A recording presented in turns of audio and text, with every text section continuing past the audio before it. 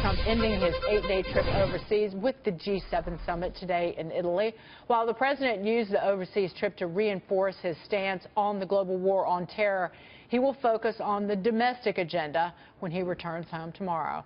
Joining us now is former presidential candidate and Arkansas Governor Mike Huckabee. Governor, great to see you this morning. Thank you. Great to be with you, Dagan. We are seeing a more focused, more poised President Trump abroad. Will he return to the U.S. and focus and use that new face, if you will, on reform with the same demeanor? Well, let's hope so. I mean, he has had a very, very successful foreign trip, far exceeding, I think, the expectations that a lot of his critics would have ever imagined. He has remained very close to the script, but it's also been a landmark visit dealing with people that the United States has had a frosty relationship with. Leaders of the Arab states along the Gulf, then with Israel. He's gone to NATO. He's spoken very boldly to them. I mean, this is not a man who shows deference. I know you played the clip earlier, President Obama saying, you know, the strong man is not the one who is important. Well, actually it is, President Obama. The United States ought to be the leader of the world. Donald Trump, as president, is acting like the United States is the leader of the world. It's kind of refreshing to see. Governor, it's Mike Murphy. Hi, Mike. How you doing? Doing great, thanks. How are you? Good. So when President Trump spoke yesterday, you know, I feel like he was right on point with his message in front of all the world leaders, but I kind of felt like it wasn't the right forum for that. And I was wondering if you could speak to that or if you agree with that. Well, I thought it was an appropriate forum. I mean, I think what he was trying to do is to say NATO is a one for all for one kind of proposition. It's been very effective. He'd been critical, even mentioning that he might want to get rid of it, get us out of NATO. I think everybody thought that would be a big mistake to do that. But as it often is with Donald Trump, it's part of his art of the deal. He goes out there, he takes a position that everybody is taken aback by, and then he comes and says, well, what I really want is for everyone to be able to put in their amount that makes this whole thing work. And, you know, I sent out a tweet to that effect yesterday, and all these people saying, you don't know how NATO works. Well, actually, I kind of do. But the way it works is that everybody has to shoulder some responsibility. And I'm not in any way denigrating the fact that NATO members have put their military in the mix. But this has to be financed. I think Donald Trump is spot on, that the U.S. can't carry the financial load all by itself. Governor, there's been a lot of talk about a potential shakeup in the administration, swirling, as some people are calling for your daughter, Sarah Huckabee Sanders, to replace Press Secretary Sean Spicer. And certainly messaging out of the Trump White House from the very beginning of this administration has been problematic. Your reaction?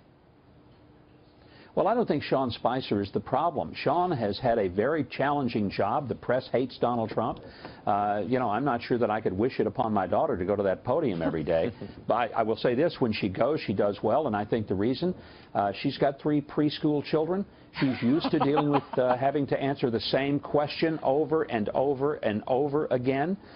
Maybe that's why she's good at being there. But Sean is not the problem. Let me tell you what the problem is. The problem is whoever it is in the White House that keeps talking to the press beyond Sean and beyond the press operation. There needs to be a greater discipline in that White House. And here's the way it ought to work. If you want to talk to the press, then apply for the job of the press secretary. But if you don't want to be the press secretary, then shut up and quit talking to the press.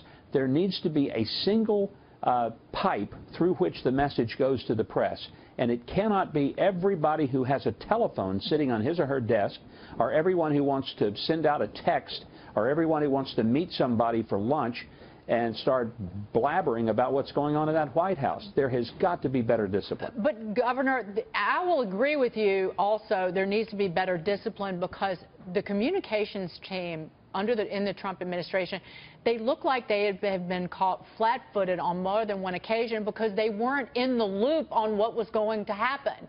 That you get your messaging straight in the days before you announced that the FBI director, Jim Comey's hitting the bricks. So it's a community. I'm not talking about the leaking. I'm talking about knowing the value of your communications team and making sure everybody's on the same page.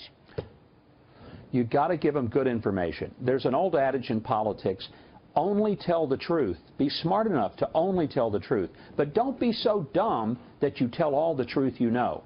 The point of that is, don't go out and tell everything, because some things are not appropriate to share and to disclose, because either for national security purposes or because it's inside baseball stuff that nobody cares about except the handful of reporters sitting in that room.